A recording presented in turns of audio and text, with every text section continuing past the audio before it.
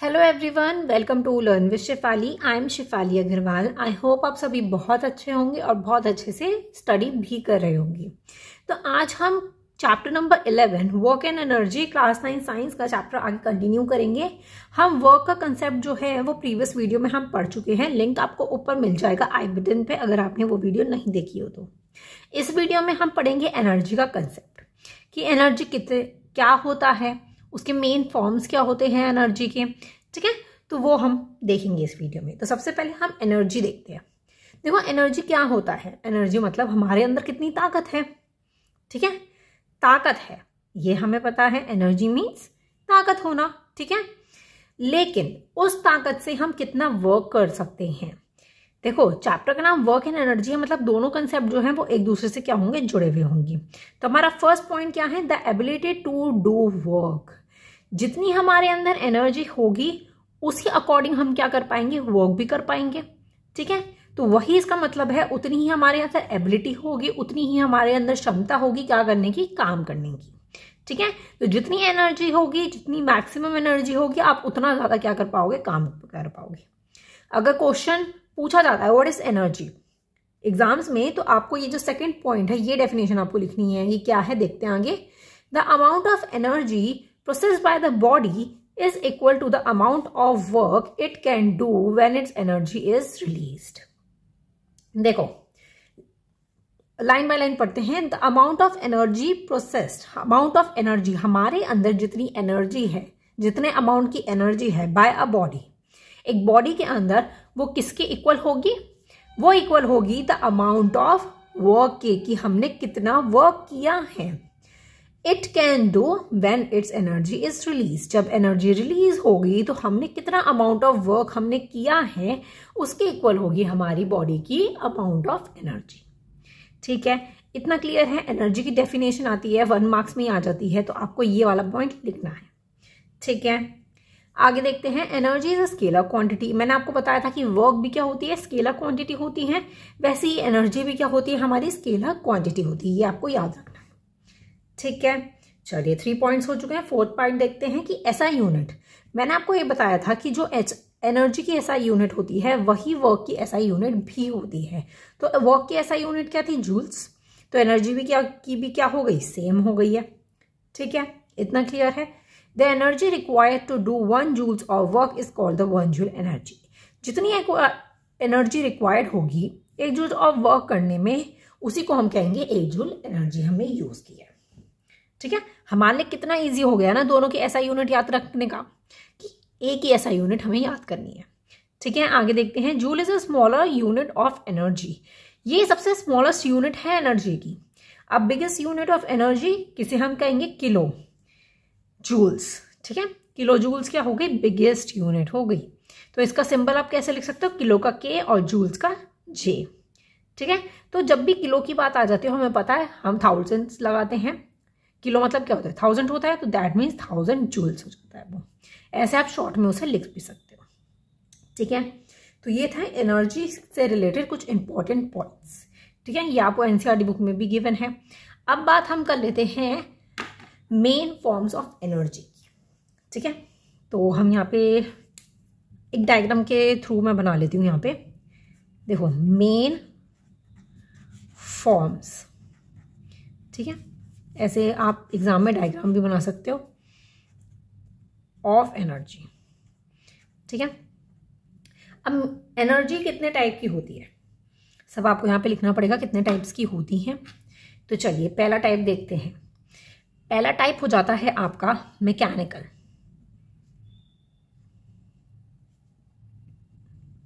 ठीक है, mechanical energy. Mechanical energy की डेफिनेशन क्या होती है, द सम ऑफ, मतलब 2 एनर्जीज की हम बात करेंगे यहाँ पे। एक तो काइनेटिक और पोटेंशियल एनर्जी। ठीक है, काइनेटिक और पोटेंशियल एनर्जी का सम जो होता है उसे आप कहते हो मैकेनिकल एनर्जी। जो कि इस टॉपिक में हमें इन दोनों को ही, काइनेटिक और पोटेंशियल एनर्जी को हमें डिटेल में समझना है।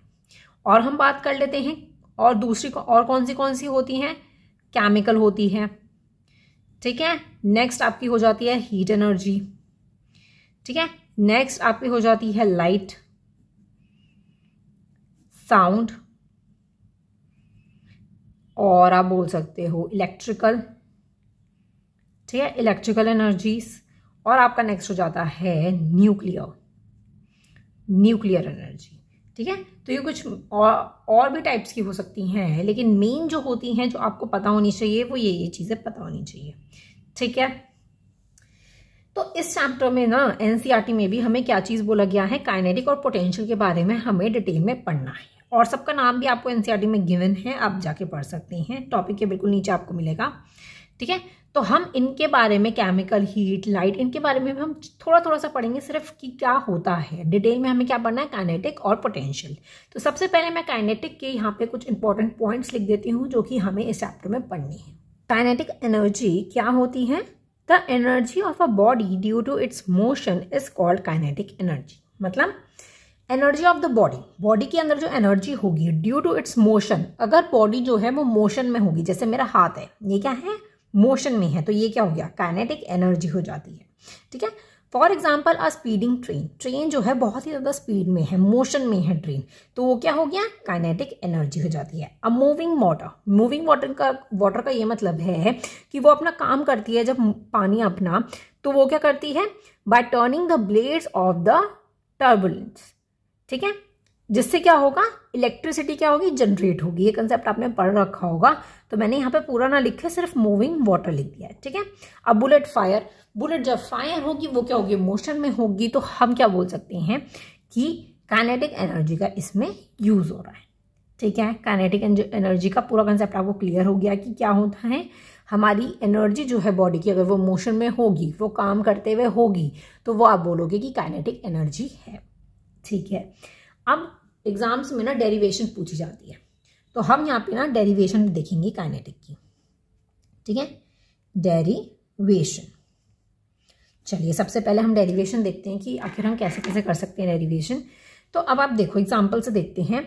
ये एक ऑब्जेक्ट है, ठीक है, ये एक ऑब्जेक्ट है, इसका जो है वेलोसिटी u है, रेस्ट पे अभी, ठीक है। फिर वो कांस्टेंट फोर्स के साथ क्या कर रहा है, कांस्टेंट फोर्स के साथ वो आगे ऑब्जेक्ट बढ़ रहा है, ठीक है। तो वो इस जगह से आकर वो इस जगह पर आ गया है, तो s यहाँ पे मैं लिखूंगी, मतलब डिस्टेंस, उसका डिस्टेंस इतना चेंज हुआ है, तो उसने इतना मतलब वर्क किया है। तो वर्क का फॉर्मूला क्या होता है आपका, वर्क का फॉर्मूला होता है W is equals to F into S. हमने फोर्स यूज किया और उसने डिस्टेंस भी चेंज किया, S मतलब डिस्प्लेसमेंट, ठीक है, S मतलब डिस्प्लेसमेंट। आगे देखते हैं। अब आपको इसमें एक रिलेशन देखना होगा, एक तो इनिशियल वेलोसिटी और फाइनल वेलोसिटी, एक्सेलरेशन और इसका डिस्टेंस, ठीक है। इन सब का क्या करेंगे, हम रिलेशन करेंगे। अब हमने ना 3 इक्वेशंस पढ़ी थी मोशन की। तो पहली इक्वेशन क्या थी, मैं यहाँ पे लिख देती हूँ। पहली इक्वेशन क्या थी, v is equals to u plus a t. Second थी आपकी s is equals to u t plus half of a t का स्क्वायर। थर्ड थी आपकी 2as is equals to v का स्क्वायर माइनस u का square, ठीक है। अब आपको इन सब का रिलेशन बताना है, तो आप इसके अंदर कौन सी इक्वेशन का यूज कर सकते हो जिसमें ये सारी ही चीज हो, ठीक है, कुछ भी एक्स्ट्रा ना हो। तो as, तो मैं यहाँ पे लिख देती हूँ द रिलेशन, जिससे आपको क्लियर हो, the relation connecting u, v, a और s। देखो इसके अंदर u है, v है, a है और s है, तो हम कौन सी यूज करने वाले हैं, थर्ड वाली यूज करेंगे, ठीक है। तो मैं लिख देती हूँ v का स्क्वायर माइनस u का square is equals to 2as, ठीक है। इतना क्लियर है। तो हमें s, उसने डिस्टेंस चेंज किया, तो मैं s को बाहर निकाल देती हूँ, s is equals to v का स्क्वायर माइनस u का स्क्वायर अपॉन 2a, ठीक है।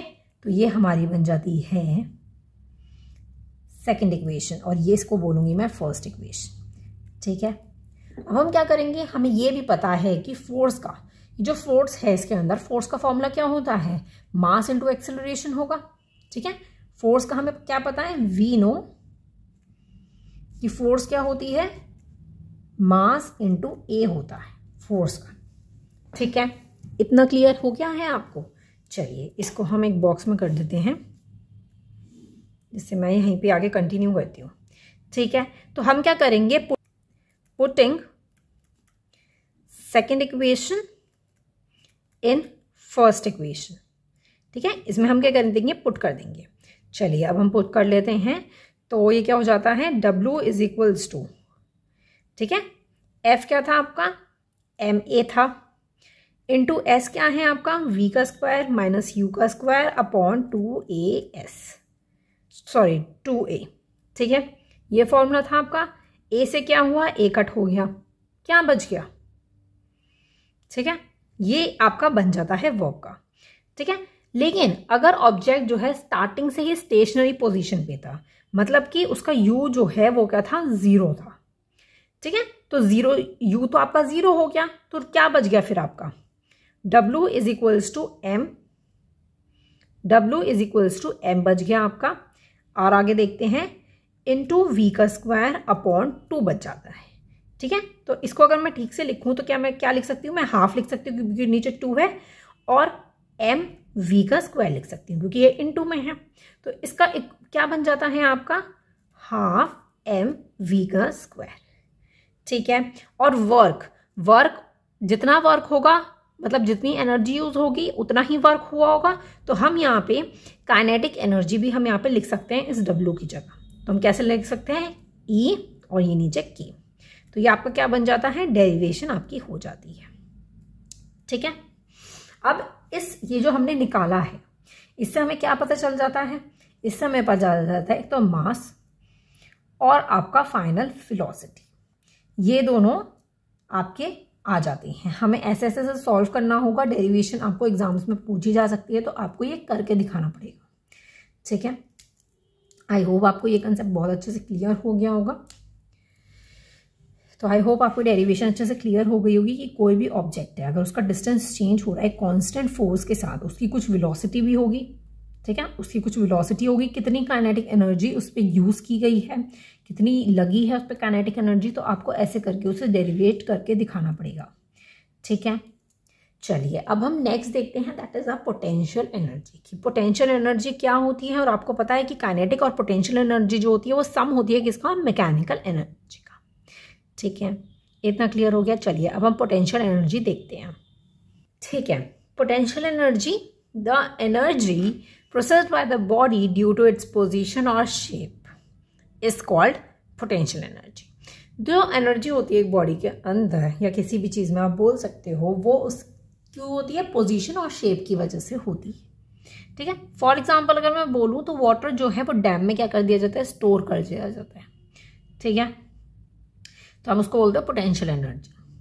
तो 3 टाइप्स की होती है potential energy, gravitation, chemical and elastic. ठीक है, when an object is raised through a height, work is said to be done against gravity.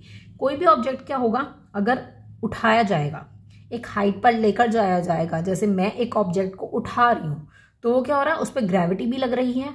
ठीक है, तो उसको आप बोलोगे ग्रेविटी, ग्रेविटेशन का यूज हो रहा है इसमें। ठीक है, केमिकल में क्या होता है कि energy potential come from the atom it contain and chemical reaction that take place within the object. Potential energy में क्या होता है कि एक एटम के अंदर आती है एनर्जी, या फिर केमिकल रिएक्शंस में होती है, तो आप उसको बोलते हो कि केमिकल रिएक्शन हो रहा है। ठीक है, सिंपली समझो कि केमिकल रिएक्शन हो रहा है, तो मतलब उसके अंदर केमिकल एनर्जी जो है वो प्रेजेंट है। ठीक है, इतना इजी है। Elastic, energy potentially on an object being compressed और स्ट्रेच। किसी भी चीज को आप ऐसे स्ट्रेच कर रहे हो या कंप्रेस कर रहे हो, ठीक है, तो उसमें बोलोगे आप इलास्टिक एनर्जी का क्या हो रहा है, यूज हो रहा है, कि हम उसको खींच रहे हैं लेकिन फिर भी वो क्या हो जाएगा, अपनी पोजीशन में आ जाएगा। जैसे हेयर बैंड वगैरह हो गया, उसको अगर हम स्ट्रेच करते हैं, स्प्रिंग हो गई, उसको हम स्ट्रेच कर रहे हैं, तो वापस क्या होगा, अपनी पोजीशन पे आ जाएगा। ठीक है, तो आपको सिर्फ इतना समझना है इसमें कि पोटेंशियल क्या होता है और उसकी डेरिवेशन क्या होती है। अब हमने टाइप्स भी इसके पढ़ लिए हैं, तो अब हम देखते हैं डेरिवेशन। देखो, अगर मैं बात करती हूँ डेरिवेशन की, डेरिवेशन बहुत ही इजी है। ठीक है, डेरिवेशन पूछा जा सकता है, जरूरी नहीं है कि पूछा जाएगा ही। ठीक है, तो आपको बस पता होना चाहिए। एक बार अपने माइंड में डाल लो, ज़्यादा ज़रूरी नहीं होती है डेरिवेशन, आपको फॉर्मूलेस पता होना चाहिए। ठीक है, मैं क्या कर रही हूँ कि किसी भी ऑब्जेक्ट को, जैसे मैं बोलती हूँ एम ऑब्जेक्ट है, तो इसको क्या हो रहा है, ये इस पोजीशन पे पहुंच रहा है। ठीक है, ये इस हाइट पर क्या हुआ, पहुंचा। तो इस पे क्या लग रहा है, नीचे से क्या लग रहा है, ग्रेविटी लग रही है। ठीक है, ग्रेविटी लग रही है, तो ये ऑब्जेक्ट क्या हुआ, उठा ऊपर से। ठीक है, तो सबसे पहली बात, वर्क, इतना वर्क हुआ है, तो वर्क का फॉर्मूला क्या हो गया, work is equals to F into D. ठीक है, sorry, F into displacement, S लिखती हूं मैं। ठीक है, मैं डिस्प्लेसमेंट को डी लिख दिया। ठीक है, अब आपको एफ का पता है, फोर्स का फॉर्मूला क्या होता है, एम, और मैं यहाँ पे ए का यूज नहीं करूंगी बिकॉज हम ग्रेविटी की यहाँ पे हम बात कर रहे हैं। तो हम क्या करेंगे, एक्सेलरेशन ड्यू टू ग्रेविटी को हम क्या लिखते थे, जी लिखते थे, मैं जी लिखूंगी इनटू, और यहाँ पे हाइट की बात की जा रही है कि वो इतने हाइट तक गया। ठीक है, तो मैं यहाँ पे क्या लिखती हूँ, एच लिखती हूँ। ठीक है, क्योंकि हम अगर ऐसे जाते तो हम डिस्टेंस की बात करते, अगर हम हाइट की बात कर रहे हैं तो हम यहाँ पे एच का यूज करेंगे।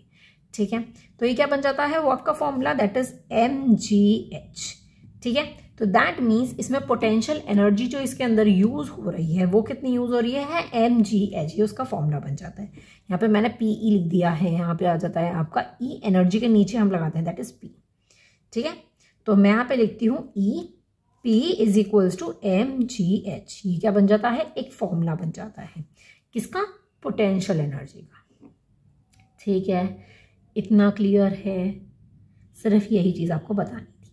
ठीक है, उसकी क्या हो रही है, पोजीशन चेंज हो रही है, या आप बोल सकते हो उसकी साइज अगर चेंज होती है तो वहां पे पोटेंशियल एनर्जी का क्या होगा, यूज किया जाएगा। ठीक है, ठीक है, इतना क्लियर हो गया है। तो हमने दो चीजें पढ़ ली हैं, दैट इज काइनेटिक एनर्जी। सबसे पहले तो हमने यही पढ़ा है कि एनर्जी क्या होती है, the ability to do work. फिर उसके बाद हमने पढ़े forms, that is kinetic and potential, जिसको हम बोलते हैं mechanical energy, the sum of both. ठीक है, अब हम क्या पढ़ने वाले हैं इसमें, जो आपको छोटे छोटे मैंने आपको बताया, लेकिन बुक में, एनसीईआरटी बुक में कुछ ऐसा कुछ खास गिवन नहीं है इनके बारे में। Chemical energy, heat energy, light energy, sound energy, electrical, nuclear, ये क्या क्या होते हैं मैं शॉर्ट में आपको बता देती हूँ। ओके, सबसे पहले हम बात करते हैं थर्ड वन की, दैट इज अ केमिकल।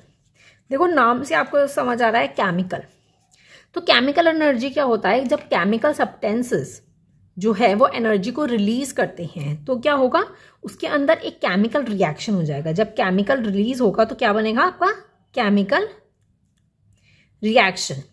ठीक है, केमिकल रिएक्शन होगा और वो किसी और अदर सब्सटेंसेस में क्या हो जाएगा, ट्रांसफर हो जाएगा। ठीक है, तो उसे हम कहते हैं केमिकल एनर्जी। जैसे कि हम फूड बोलते हैं, एक नॉर्मली फूड है, ये हम पढ़ चुके हैं ना। ठीक है, ये केमिकल के बारे में, हम केमिकल रिएक्शंस के बारे में हम पढ़ चुके हैं।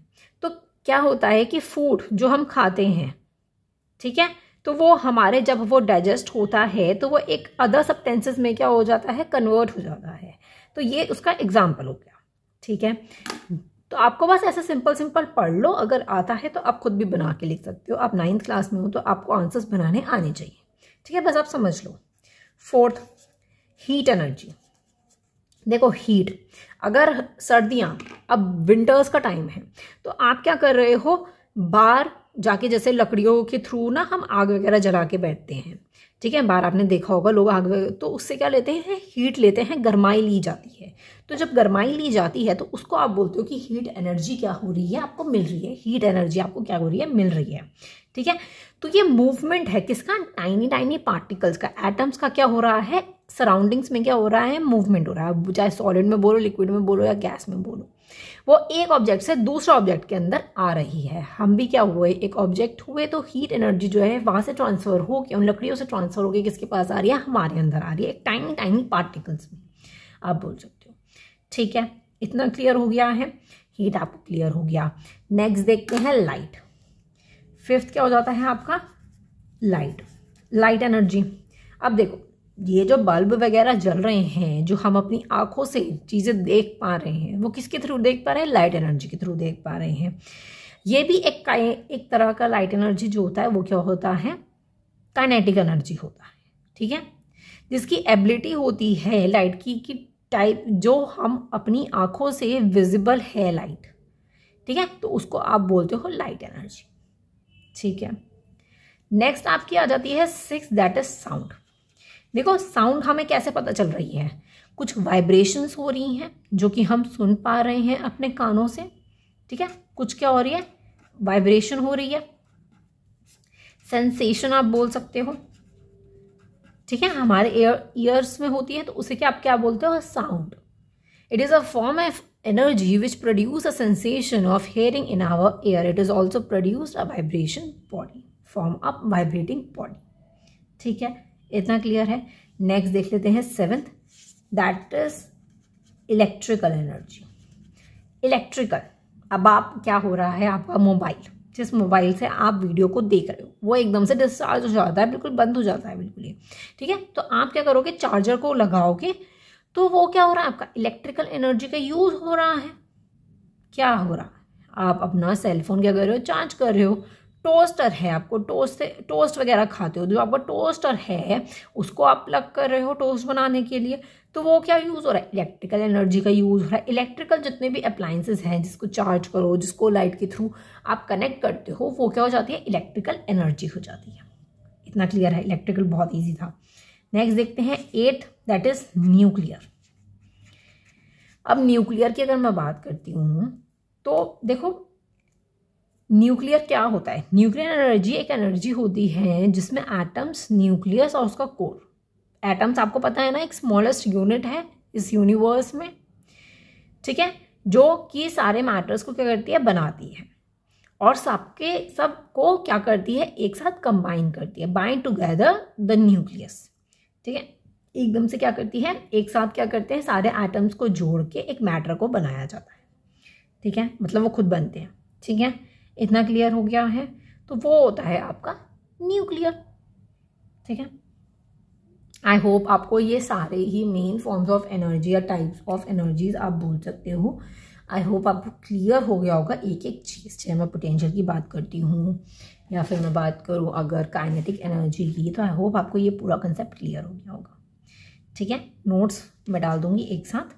अब कुछ और पार्ट आपका बच रहा है, थोड़ा सा 2-3 टॉपिक और आपके बच रहे हैं, वो एक और वीडियो में आपके कंप्लीट हो जाएंगे, तो कल ही वो वीडियो आ जाएगी। बहुत लेट वीडियोस आ रही हैं मुझे पता है, आप लोगों के पेपर भी आ रहे हैं मुझे पता है, I am really sorry, but वो वीडियो भी मैं कल ही पोस्ट कर दूंगी, ठीक है।